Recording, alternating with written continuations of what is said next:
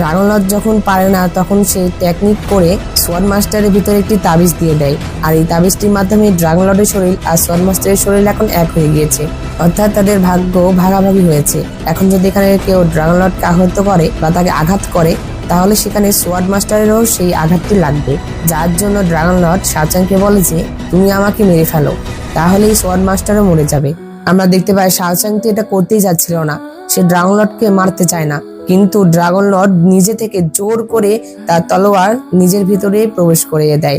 আর মৃত্যুবরণের আগে সে শাওচাংকে বলে যে আমি ভেবেছিলাম তুমি অনেক খারাপ, কিন্তু তুমি তো দেখছি অনেক ভালো। এই কথা বলে তিনি সেখানেই মারা যান।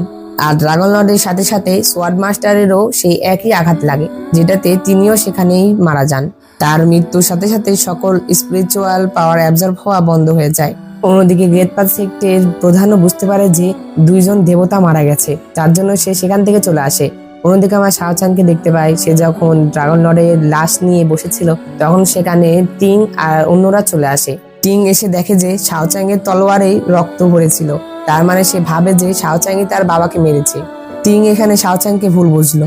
টিং এখানে কান্নায় ভেঙে পড়ে, আর সে শাওচাং এর দিকে তাকিয়ে বলছিল যে কেন তুমি এটা কিভাবে করতে পারলে।